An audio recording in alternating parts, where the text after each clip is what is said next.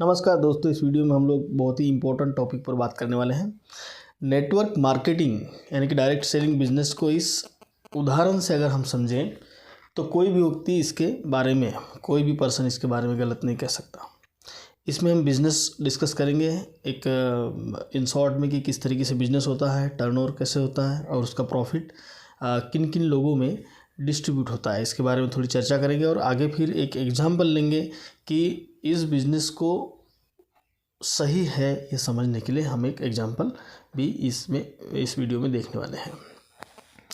Business क्या होता है कि दुनिया में कहीं भी जो बिज़नेस होता है वस्तु एंड सेवा का होता है, मतलब किसी तरीके का प्रोडक्ट और सर्विसेज बनती है और वो कस्टमर में कंज्यूम की जाती है, उस तरीके से वो बिज़नेस होता है। जैसा कोई प्रोड्यूसर है, निर्माता कोई प्रोडक्ट या सर्विसेज का डेवलपमेंट करता है, उसका निर्माण करता है, उसके बाद में वो मार्केटिंग करता है एडवर्टाइजर्स के थ्रू और डिस्ट्रीब्यूटर्स के थ्रू। उसके बाद वो प्रोडक्ट इन मार्केटिंग चैनल से कस्टमर्स तक जाता है, कस्टमर्स उसको इस्तेमाल करते हैं और इस तरीके से पूरा का पूरा बिजनेस सिस्टम रन होता है।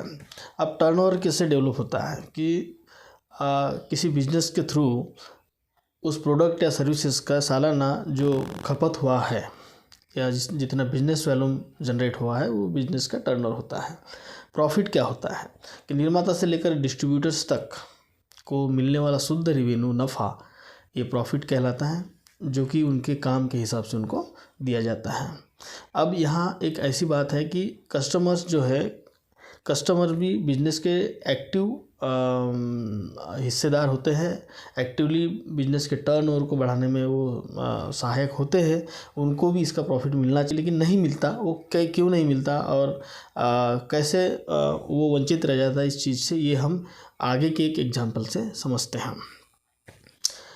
इसमें इस वीडियो में एक 100 पीपल एग्जांपल मैंने लिया है। 100 लोग हैं जिनमें कोई एक बिज़नेस रन हो रहा है, जिनमें एक बिज़नेस चल रहा है जो ट्रेडिशनल बिज़नेस के बारे में मैं यहाँ एक कोई भी प्रोडक्ट आप ले सकते हैं, साबुन, तेल या कोई भी चीज़ जो आप इस्तेमाल करते हो उसको आप कंसिडर कर सकते हो। तो इन 100 लोगों में से एक निर्माता है, प्रोडक्ट बना रहा है और उस प्रोडक्ट को ग्राहक तक लेके जाने के लिए उसने 2 चैनल बनाया है एडवर्टाइजमेंट का, जिसमें 4 लोग हैं। कोई सेलिब्रिटी या वेल नोन पर्सन हो सकते हैं एडवर्टाइजमेंट करने के लिए, ऐसे 4 लोग हैं 100 में से। डिस्ट्रीब्यूटर्स 15 लोग हैं जो कि इस प्रोडक्ट को ग्राहक तक पहुंचाएंगे और इनमें से 80 लोग जो है 100 लोगों में से वो कस्टमर है, कस्टमर प्रोडक्ट इस्तेमाल कर रहे हैं। तो निर्माता ने जो बनाने में प्रोडक्शन करने में जो खर्चा किया और उसके बाद में जो उसने जो मेहनत की उसके लिए, तो उसको उसका प्रॉफिट मिलता है।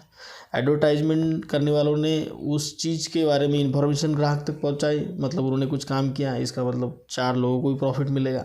और डिस्ट्रीब्यूटर जो है 15 लोग, इन लोगों ने उस प्रोडक्ट को निर्माता से उठा करके कस्टमर तक लेके गए, मतलब इन्होंने भी एक डिस्ट्रीब्यूशन का काम किया है, प्रोडक्ट पहुंचाने का काम किया है।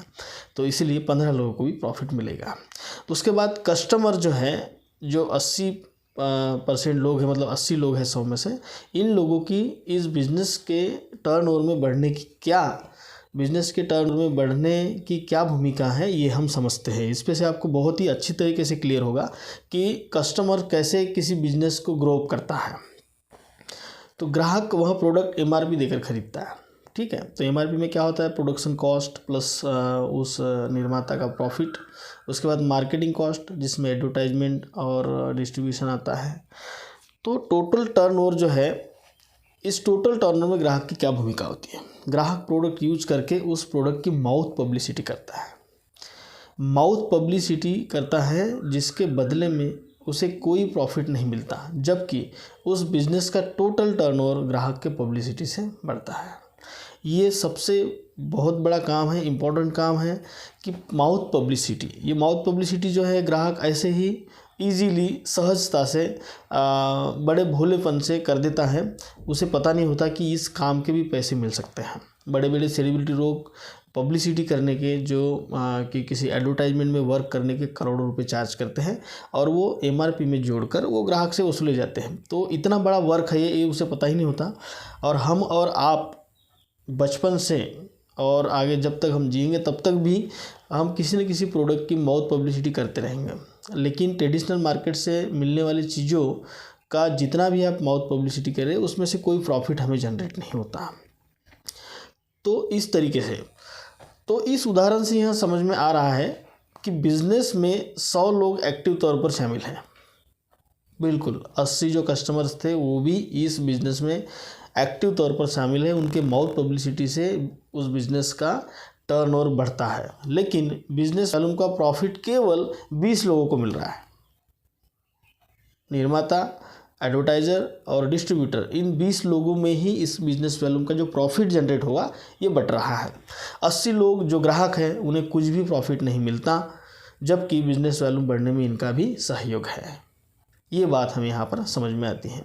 पब्लिसिटी करने के लिए, किसी प्रोडक्ट को ब्रांड बनने के लिए, किसी प्रोडक्ट का लोगों तक बहुत ज़्यादा तौर पर फैलने के लिए उसके बारे में जानकारी ये माउथ पब्लिसिटी से होता है बहुत अच्छे तरीके से। तो MRP का एवरेज कैलकुलेशन ऐसा होता है कि 100 रुपये की अगर कोई चीज़ है तो प्रोडक्शन कॉस्ट प्लस उसका प्रॉफिट 30 रुपये का होगा। उसमें से मार्केटिंग जो है, एडवर्टाइजमेंट और डिस्ट्रीब्यूशन, इस पर ही 70% पैसा खर्चा होता है। तो ये जो 70% पैसा है एडवर्टाइजमेंट और डिस्ट्रीब्यूशन का, तो इसमें एक ग्राहक भी शामिल होता है लेकिन उसे कुछ नहीं मिलता। तो इस बात को संज्ञान में लाया एक अमेरिका की लेडीज़ ने। उसे सबसे पहले नोटिस हुई ये चीज़, दुनिया में सबसे पहली बार इस बात को ये बात उन्हें समझ में आई। तो दुनिया की प्रथम डायरेक्ट सेलिंग कंपनी जो थी, तो सन 1886 में US अमेरिका के PPLB नामक एक महिला ने एवन नाम से एक डायरेक्ट सेलिंग कंपनी शुरू की, जो घर घर जाकर डायरेक्ट कस्टमर को परफ्यूम बेचते थे।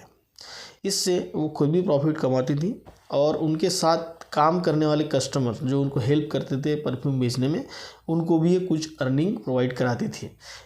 इसका मतलब कस्टमर्स को भी कुछ फ़ायदा प्रोवाइड कराने का इन्होंने सोचा कि कस्टमर का जो प्रमोशनल पावर है उसको ध्यान में रखते हुए इन्होंने सोचा कि किसी कंपनी का टर्नओवर या खुद एक कंपनी का कोई ब्रांड है या कोई प्रोडक्ट है, तो सिर्फ कस्टमर्स के माउथ पब्लिसिटी के बदौलत, कस्टमर्स के माउथ पब्लिसिटी के ही चलते एक बहुत बड़ा बिजनेस खड़ा हो सकता है। इतना पावर कस्टमर के प्रमोशन में है, ये इनको समझ में आया।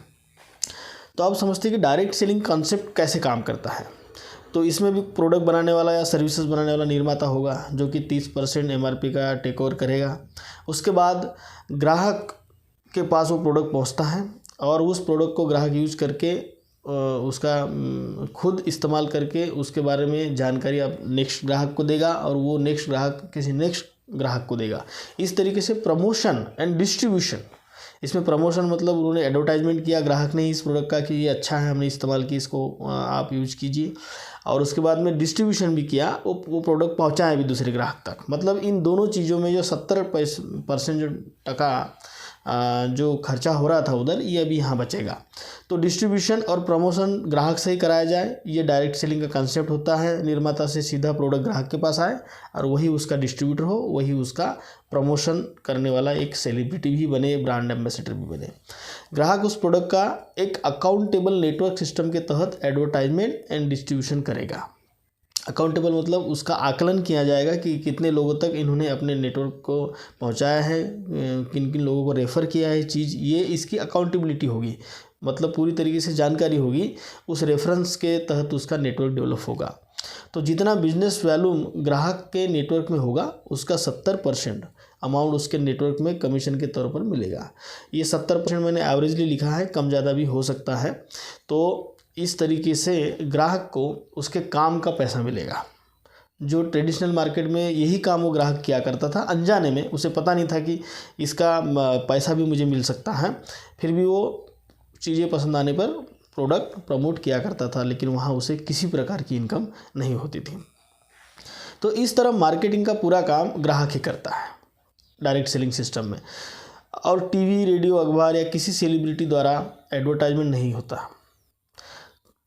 स्टॉकीज, होलसेलर, रिटेलर द्वारा वितरण नहीं होता। इन सब कामों में ट्रेडिशनल मार्केट में जो 70% खर्चा होता था वो यहाँ बचता है, और यही 70% अमाउंट ग्राहक को उसके काम के बदले दिया जाता है। जो जितना बड़ा नेटवर्क डेवलप करता है उतना ही ज़्यादा बड़े इनकम का वो हिस्सेदार बनता है। तो बहुत ही सही सिस्टम है दोस्तों। हमारे इंडिया में इस सही सिस्टम का मुखौटा ओढ़ के कुछ लोगों ने, फ्रॉडिस्ट लोगों ने कुछ ऐसी सिस्टम या कंपनी, पिरामिड स्कीम या मनी सर्कुलेशन या कीड बेचने वाला काम लाए और लोगों को फंसाए, उनके पैसे लूटे गए। इसलिए इसके बारे में नेगेटिव जो थिंकिंग डेवलप हुई है इंडिया में, वही एक रीज़न है। वरना आप दूसरे देशों में अगर देखेंगे तो इसको बहुत अच्छे तरीके से सम्मान की नज़र से देखा जाता है, इस सिस्टम को, इस बिज़नेस को। और वहाँ काम करने वाले लोग भी बहुत अच्छे अच्छे ओहदे के लोग वहाँ वर्क करते हैं। और हमारे इंडिया में इसलिए नेटवर्क मार्केटिंग का नाम खराब हुआ है क्योंकि ये सही सिस्टम है। इस सही सिस्टम को तोड़ मरोड़ के आगे लोगों को फंसाने के लिए, पैसा लूटने के लिए इसका इस्तेमाल ये लोगों ने किया। लेकिन कुछ जेन्युइन कंपनियां भी हैं जो हमारे इंडिया में वर्क करती हैं। तो बहुत बढ़िया सिस्टम है नेटवर्क मार्केटिंग या डायरेक्ट सेलिंग सिस्टम। इसमें एक छोटे से छोटा व्यक्ति भी अगर चाहे और उसमें अगर क्षमता है तो आगे बहुत अच्छा खुद का नेटवर्क बना के इसमें लाखों करोड़ों रुपए अर्न कर सकता है, जो कि जीवन में कभी सोच नहीं सकता। यहाँ पैसा नहीं लगता, यहाँ जोश जुनून और एक अच्छा एफर्ट देंगे इस बिज़नेस में तो बहुत अच्छा नेटवर्क बनाया जा सकता है। और कंपाउंडिंग इफेक्ट देता है ये सिस्टम आपको कि आप खुद के अलावा दूसरे लोग भी यहाँ पर उनका टाइम और उनका एफर्ट और उनका स्किल आपके लिए काम करता है और आपके लिए वो पैसा बनाता है। तो direct selling system, direct selling concept बहुत ही बेस्ट है। इसमें हर व्यक्ति ने काम करना चाहिए एक सही डायरेक्ट सेलिंग कंपनी में। तो वीडियो में दी गई जानकारी कैसी लगी इसके बारे में आप ज़रूर कमेंट कीजिएगा। और इसी तरीके के वीडियो इस मेरे चैनल पे आते रहते हैं। इसके अलावा और भी कुछ चीज़ें डायरेक्ट सेलिंग के बारे में अगर आप जानना चाहें, उनके बारे में वीडियो चाहे तो ज़रूर आप कमेंट कर सकते हैं। तो ज़रूर जाते जाते लाइक कर दीजिए और वीडियो देखने के लिए थैंक यू सो मच।